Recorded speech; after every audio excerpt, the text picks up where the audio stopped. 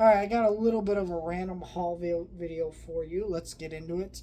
First thing I grabbed, so I got to go see this Ghost concert in theaters, they actually sold merch for it, which I was pretty shocked about. So I got this popcorn tin, and I don't usually buy popcorn tins. I just thought this was really cool art. Like, this is a sick ass popcorn bucket. Like, look at this. And I just thought it looked really cool. It was a great concert experience. I was surprised how many people were there. There were people wearing makeup and stuff. It was really fun. And I was just shocked because, I did the Metallica one in theaters. No one was really there. I did the Nickelback documentary and some other music events. No one really goes to these Fathom events, music documentaries or concert things. But this one, a lot of people came. They sold out almost. It was awesome theatrical experience. Lots of fun. They had cool stuff like this on sale, so I bought one. I don't usually buy these because I just don't have anywhere to display these, and I don't need a ton of these. But this one was too cool to pass up on, so I grabbed that. And then I grabbed this at the Dollar Tree, the Dear Evan Hansen novel for $1.25. I was like, heck yeah. Now, I get why this isn't there. You see, it's based on the movie. If you've never seen the movie, please don't. It is one of the worst movies I've ever seen, right?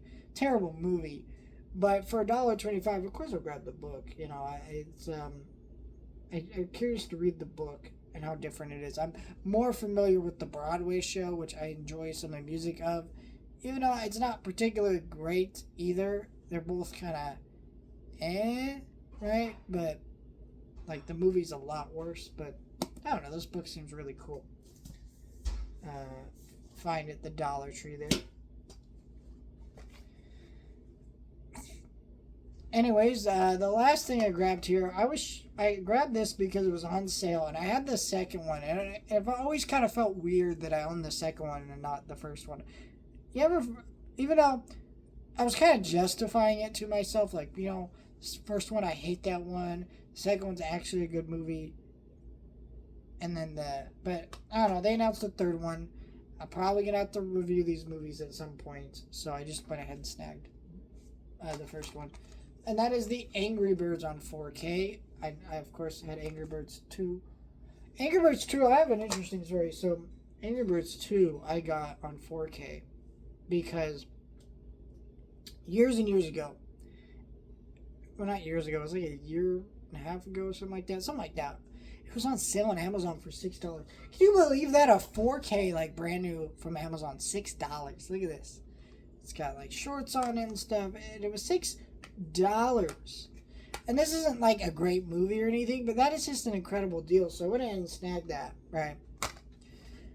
And I actually really enjoy this movie. I think it's super underrated. It's actually a very funny, like, slapstick comedy movie. Like, if you like animated movies that are sillier and more slapstick and zany and just goofy and just all about the jokes, this is a good one. Like, we don't get a lot of those anymore. This is one of those, like, more modern ones that I think we don't get a lot. I feel like animated movies are trying to treating themselves more seriously nowadays.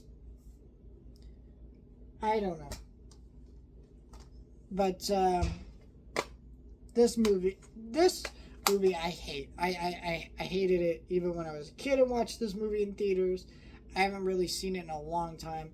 I just think this movie is full of adult humor that I feel like is actually, like, inappropriate for a PG kids movie. Like the bird, like, Red's going through the movie being like, "Pluck my life," and there's all these, like, really, like, raunchy adult jokes. I'm fine with, like, more adult jokes in kids movies, right? Because the adults have to watch it too. Should be something for the adults, but it should be subtle, and it's not subtle, and it's just really lazy and just kind of off guard and, like, okay, that's a little too far. I don't know if you should be saying this shit in a kids movie, right? So I really didn't like this movie. It just wasn't very good. It was just very boring as well. But I don't know, they're doing a third one apparently, which is crazy that they're doing a third Angry Birds movie, because I remember seeing the second one in theaters. I might have been the only one who saw the second one in theaters, because I can't believe anyone saw that movie, right? Enough for it to get a third movie. But I guess it is. I'm curious what they're going to do with it. I also think what's weird is Angry Birds is like not really popular anymore. But I was alive when Angry Birds was everywhere. Like I went into Toys R Us and there's tons of fucking merch of Angry Birds, which is, you know, you're buying Angry Birds plushies and toys, and it's kind of weird to think about. But now, like, nobody plays Angry Birds. Nobody talks about it. You can't even go on the App Store and download the original Angry Birds game anymore, if I believe. So I don't understand why this is a film series. I don't know, but I'm curious to see what part 3 is, because again, I really enjoyed part 2, right? So maybe if part 3 is more of what I enjoyed about part 2, then maybe it'll be good. But I doubt it. I don't think they'll be very good movies. But I enjoyed these 2 movies for this first one for what they was. And I think what's also interesting is this is a larger case for this one. So you open it up and it's got the 4K, but it's also got the 3D Blu-ray, and then it's got a little thing here, and then it's got the Blu-ray disc right here. Very strange. I don't know why it has the 3D Blu-ray, but it does. I guess this movie came out in 2016. Was like 3D Blu-ray still like massive or something? Like, I don't know. I think that's kind of a little bit weird, but yeah. Angry Birds. Not a particularly great franchise, but I don't know. I have them. And let me know your thoughts. Like, share, and subscribe.